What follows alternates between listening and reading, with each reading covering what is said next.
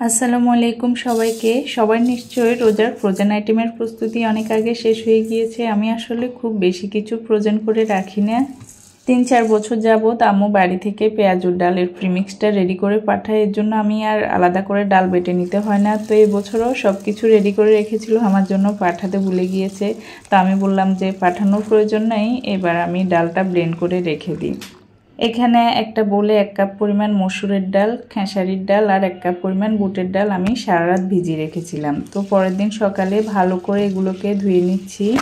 2-3 রকমের ডাল মিক্স করে করলে আসলে পেঁয়াজুটা অনেক বেশি মজা হয়।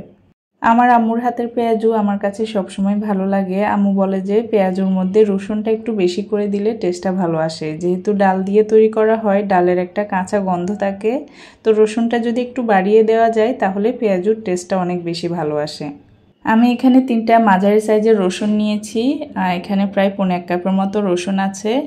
এখন একটা চপারের মধ্যে আমি পেঁয়াজুর ডালগুলো আজকে ব্লেন্ড করে নিচ্ছি, যাতে করে এটা একদম মিহি পেস্ট হয়ে না যায়, একটু দানাদার থাকে।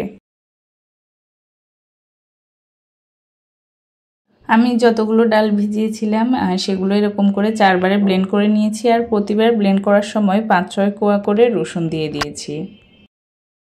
প্রথমে পানি ছাড়াই এগুলোকে ব্লেন্ড করে নেব, পরে যদি প্রয়োজন হয় একটু পানি অ্যাড করব। ডালগুলো যেহেতু ধুয়ে কিছুক্ষণ রেখে দিয়েছিলাম, পানিটা ঝরে গিয়েছে, তো আমার বেশি ড্রাই ছিল দেখে সামান্য একটু পানি ইউজ করেছি। আর দেখুন এগুলো কিন্তু একটু দানাদার আছে, একদম ব্লেন্ড হয়ে যায়নি। একইভাবে আমি সবগুলো ডাল ব্লেন্ড করে নিয়েছি।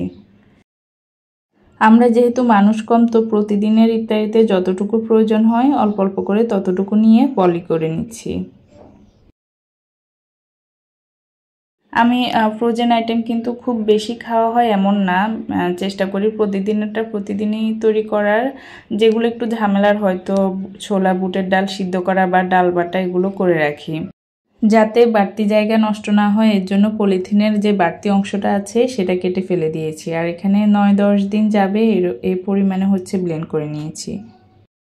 এরপর ছোলা বুটটাও সিদ্ধ করে রেখে দিব। এখানে প্রায় 1 কেজি থেকে বেশি আছে। ছোলা বুটটা আমি 10-12 ঘন্টার মতো ভিজিয়ে রেখেছিলাম।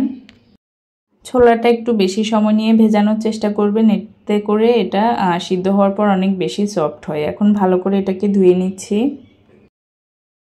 আমি আজকে প্রেসার কুকারে ছোলাটা সিদ্ধ করব, এতে সময়টা খুবই কম লাগে আর ছোলাগুলো একদম পারফেক্টভাবে সিদ্ধ হয়।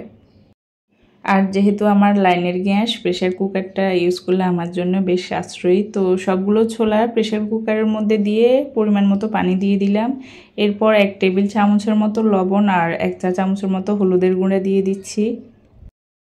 ভালো করে একটু নেড়েচেড়ে মিশিয়ে দিচ্ছি। এরপর কুকারের ঢাকনাটা লাগিয়ে হাই ফ্লেমে 3টা সিটি আসা পর্যন্ত অপেক্ষা করব।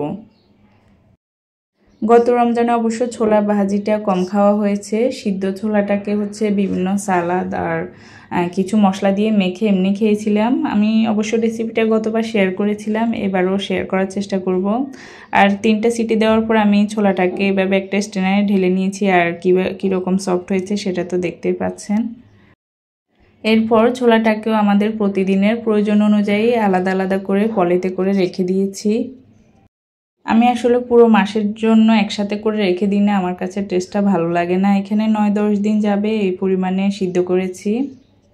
আর রমজানের প্রস্তুতি বলতেই কিছু মশলা গুঁড়া করে রেখেছিলাম, যেমন ধনিয়া গুঁড়া, জিরার গুঁড়া, তারপরে ভাজা জিরার গুঁড়া, চিলি ফ্লেক্সের যেটা রেসিপি আপনাদের সাথে অলরেডি শেয়ার করেছিলাম, পেঁয়াজ বেরেস্তা করে রেখেছিলাম। এই তো ব্যাস এগুলোই।